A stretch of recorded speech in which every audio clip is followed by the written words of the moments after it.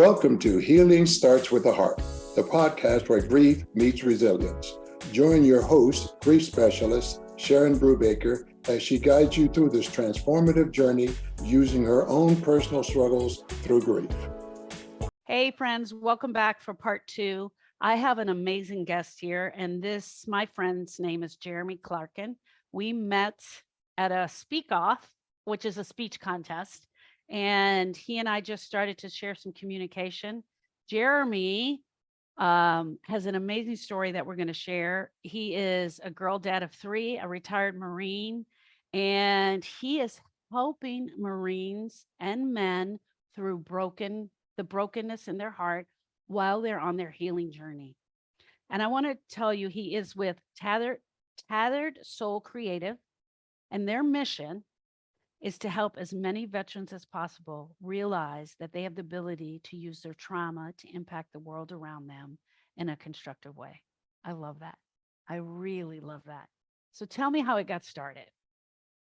So, funny story how it even got started. It actually was started when I was inpatient. I had a therapist come up to me and ask me if I ever considered art therapy. And I looked at him and I was like, "Sir, do you realize I'm a Marine?" I was like, "I don't do that hippie stuff." And he was like, give it a try. He's like, "Try some mandalas." And I was like, "I don't even know what a mandala is. I can't even draw stick figures." And he's like, "All right, here's some templates. Just go in there, just focus on that and just listen to some music." And I was like, "All right, cool. Let's do this." I didn't take it serious at all. I literally just went in there, goofed off, and I talked to the people that were around me and wasted time while I was in there, right? But when I got out, I was going through a really hard time with my wife. I wanted to relapse into drinking, and everything was just basically resurfacing. And I was like, this can't be it. I have to find something. I was like, let me give this art stuff one more try. So I went to Michael's, I grabbed the canvas, I grabbed some paint, and then I went into my shed and I threw a playlist on because I started thinking about what is bothering me so much. And then I thought about the emotion of worthlessness. I felt like I had no purpose, that I wasn't going to amount to anything. So I focused on that one emotion and I put a playlist together that really pulled that emotion out of me. And I just went in there and I just started throwing paint at this canvas, literally just slinging paint. I had no idea what I was doing, but I just felt like this instinct into me to just do that. And I just started drawing and painting and swirling and doing all this crazy stuff.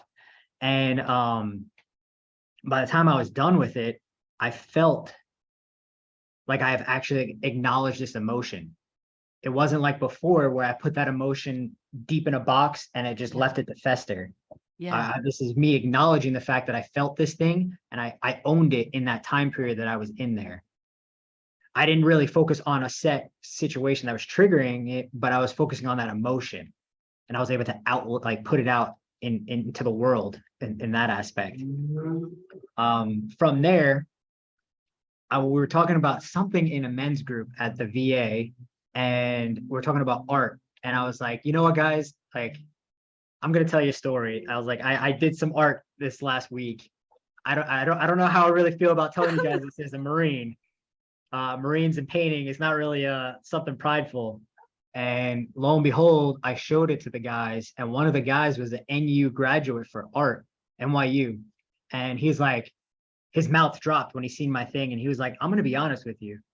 Your art is amazing. It's a mix of I forgot the artist names. He just spit off some history, some artists." And I was like, "You're just gassing me up, bro." I was like, "I can't paint anything. I've never took an art class in my life." And he's like, "No, I think you need to show people your work." And I was like, "Okay, dude. Yeah. Whatever. He's like, No. And so he went and talked to my therapist. My therapist, the next time we sat down, asked me about my art.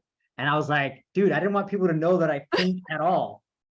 And so my therapist looks at my stuff. He's like, "Let me see what you got." So I showed him, and he was like, "Do you know that I'm a very avid art collector?" And I was like, "No, I had no idea. I don't ask people if they're art collectors or into art." And he's like, "No, there's something really special about this." He's like, "I want you to work on one project each week and bring it into me.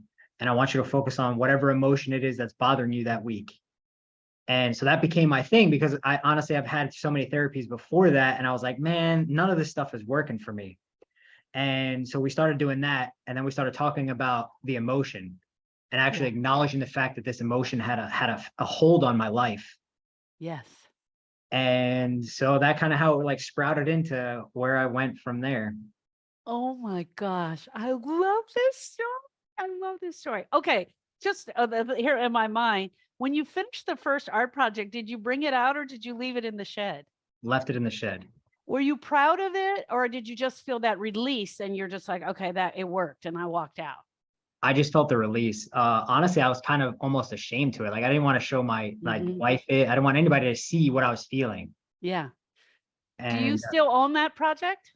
You still own that piece? no, I actually sold that piece. Wow. Oh my gosh. Okay. So one of the things that I think I've shared with you in our story is that you heard me share in my story is that Austin drowned, but then Donovan died 10 years later, my sister's second son. And one of the things that I noticed about her is this reluctance to heal and do any of the healing work. And so then I took a deeper dive into the grieving process, even though we were already teaching grieving. And one of the things that I teach now, and it came out about Donovan dying, is that we resist feeling negative emotions. It's human nature. We resist feeling negative emotion. And the emotion you said you were feeling in there was unworthy, correct? And so hopelessness. And so one of the things that I teach is how to lean into an emotion. So that's what you did in your artwork. You leaned into that one emotion and you allowed it to come out of you. That is so beautiful. And you have a tool to do it with. Because most often what we'll do is we'll try to resist. I don't want to feel sad, let's say. So I'm not going to feel sad. You and I did the same thing. We went to the bottle, right? So we drank to make us feel better. Women will overshop. Men and women will get addicted to porn. We'll get into sex. We'll bite our nails. We'll use drugs. There's all these other things we're doing, all while going around not feeling that one simple emotion. So as you continued your artwork, you would just bring up the emotion and then you would paint it out, correct? Yes. So you would bring it out and then you would come up with some artwork from it.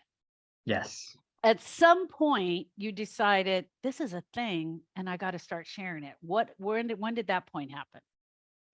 Okay, friends, let's take a brief break right here. I want to share something with you. If you're grappling with the heavy weight of long-term grief, you know, the kind that feels like it's consuming every part of your life. And now that I say that, what grief doesn't feel like it's consuming every part of your life?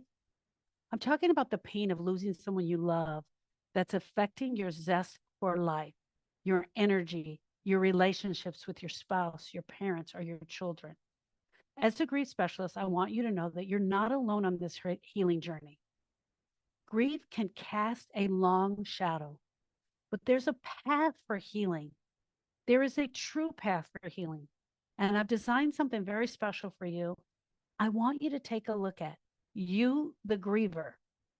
My partner, Joy Renique of Celebrate Legacy, and I have curated a transformative 3-day retreat, especially for those who are suffering from grief after the loss of a loved one. Anyone trying to move towards healing. The best part is it is completely free. The virtual retreat is called Life After Loss, and we've assembled a remarkable team of experts who truly understand your pain, your heartache, and your longing for healing. They are also true grievers, and they've been on this journey before you. They're not going to only share from their own experience, but they're going to give you a safe place to grieve. And they will educate you about the grieving healing journey and give you actionable steps to move towards healing. I will also be speaking at this event. And the topic of my subject is, does grief have an end? Don't let grief continue to hold you back. Take the courageous step towards healing right now. Just click the button, the link that I have in the show notes, to get your free ticket to the retreat. Your journey to healing begins with a single click. I can't wait to meet you virtually at the retreat. where together we'll take these first steps toward a brighter future. You can also head over to grieflegacy.net/retreat or click the link below in this podcast description to save your free tickets. Your path to healing is just a click away, my friend.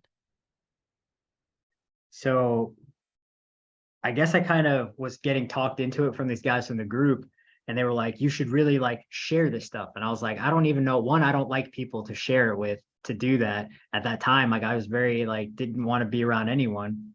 And, but I'd say one of my closest friends, his wife, cheated on him at that time, and he caught them, and he was suicidal. And he was going through it. I stayed with him for 2 weeks, and I told him, I was like, look, brother, I want you to try something, because they just try it for me. I was like, it worked for me, and I feel like it could work for you. And so I took him in there, and we went into his garage at that time, and just let him focus on an emotion, and he painted it. And then he's like, I want to be honest with you, man. This is the first time I'm acknowledging those feelings, and it feels good. And I was like, yeah, dude, it's hard. And I promise you, this isn't it. You're going to have to go back to this emotion again, or something of this that derives from this emotion, because you're opening Pandora's box at this point. Yeah. You're going to have to continue this process. And so he did. And he's like, and he'll send me like little snippets of like these little canvases or tiles that he makes.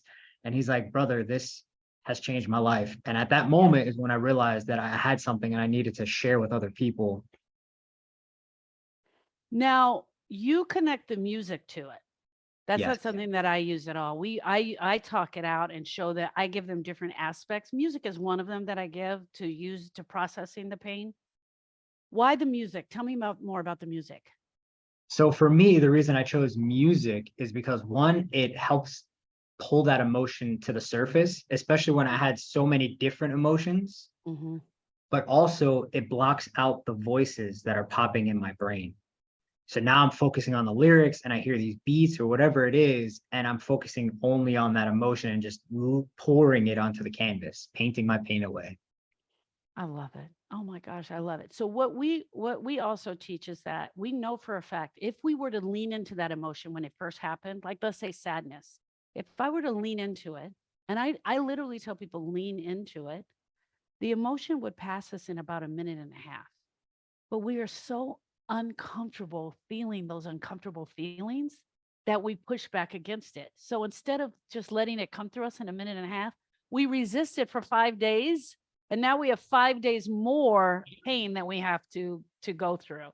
So I love that you tie the music into it. I love that you have a tool that you're using. Okay, my next question is this.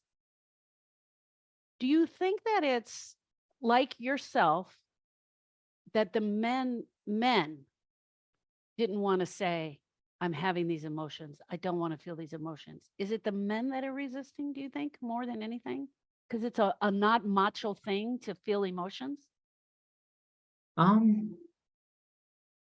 feel like for men, it's definitely more predominant, because that's what we're taught at such a young age, is that you don't show the emotions, you don't show pain, you man up, you suck it up. I feel like that's the biggest thing, but I feel that means we also bury it more. And by doing that, it explodes, and we have these imploding episodes, I like to call them. But I've seen it in women that do the same thing. They just shut off, but instead they become just stonewall. Yeah, I agree. I feel like I can touch women more because we do wear our emotions out, but it's also narrowing them down into the emotion that they're struggling with. How do you manage your emotions now? Do you continue your painting? Yes, absolutely. I still struggle. There's a lot, especially with anniversaries and death anniversaries, stuff like that is when it hits me the hardest. Painting is like my biggest go-to. There's times even still that when painting, I can't even sit down and paint because it's too much overload for me. Yeah. Do you ever paint now? Do you paint in groups in your program? So you guys bring groups in, or you're just showing them how to do it solo by themselves? So I do both. I started off with Okay. doing solo. That way the people can have that more one-on-one and they can actually like understand it and take it home with them and be able to do it in any capacity at home, even if it's just like on a piece of paper. Yeah. That's how I started it off. But I do groups. But what I do is I kind of take the groups, but I separate them Yeah. from that group. Yeah. So that way they don't feel embarrassed or they don't feel like they have to like piggyback off of somebody else, because that happened a lot. We started to see is that people would piggyback off someone else's emotion instead of facing the fact of their own emotion. Right. And I can imagine, like, I mean, I could just see it because emotions have this energy, right? This energy. So if I'm like over here with anger and I'm painting anger and the next person is next to me is lonely, that they could collide with each other. Oh, yeah, definitely. I could see that happening. Okay. You and I in our other show talked about things that you're teaching your daughters now. Is emotional release one of the things that you talk about a lot now too? And have they ever done the painting? Yes. Emotional management, we like to call it. And Uh, yeah, we do. I haven't like there's times where I'll go in the studio and I'll just look at them and be like, it's your time. You guys want to go? And they're just like, yeah, let's go, let's go, let's go. And they'll come in and they'll just start doing their like little paintings that they do. And that's like our little bonding time, but it's also time for them to express how they're feeling too. yeah. And they love it. Oh my gosh, that is amazing. That's so worth the weight in gold. What okay, thank you for sharing that. I think I cut you off. I'm sorry. Tell me if you were going to give me directions on picking out my song list, what would that be? What would the directions be for me on that? So the way that I would normally do it is be like, okay, so what's the emotion that's bothering you the most? Like, what do you feel like is honestly just constantly popping in your head right now that's affecting you? I miss my girlfriend Sharon. Okay, so that feeling of like just Miss- missing someone and wanting that time. So now I would tell that person to make a playlist of things that remind you of that person, those moments that you spent together, and that you can also like if you hear that song, you immediately think of that person. And play those songs while you're on this canvas and just pick 3 colors that represent her and put it on your canvas. Oh my God, that's amazing. That's absolutely amazing. I love it. I love it. Okay. I'm going to ask you to finish the sentence. If I could change one thing, it would be My reserve from sharing with everyone. oh, beautiful. Beautiful. Thank you. Okay. How can everybody find you that want to work with you? So right now I have the Tattered Soul Creative on Instagram. That's like the main thing that I have everyone kind of go through. I also have a website and a shop on Society 6. You can look up Tattered Soul Creative and it'll pop up. And then I have my email with my like business website that it's still work in progress in that aspect. I haven't really put in as much time into that as I should, but they can reach me and it sends an email directly to me. Perfect. All right, everyone. Everything that I have on Jeremy is going to be listed in the show notes below. You're going to have the link to his Instagram. I'm going to have his website on there and everything that you need to find Jeremy. And if you know someone that could really benefit from Jeremy's work, and I feel we all could, please do not hesitate to reach out to them. This is amazing, beautiful work. Everyone knows that my girlfriend Sharon died 6, 7 years ago, and I really miss her. And just hearing him giving me the advice on how to work with her, I think this would be a great, great project for you guys all to do. So, Jeremy, I want to say thank you so much for being our guest. Guys, if you haven't listened to part 1 of Jeremy's story, please listen to part 1. Also, side note, look for the symposium that's coming up in January. Jeremy's going to be a featured speaker there, and you can really see him dig into his work and share his work with you. We love you all, and thank you so much. Bye.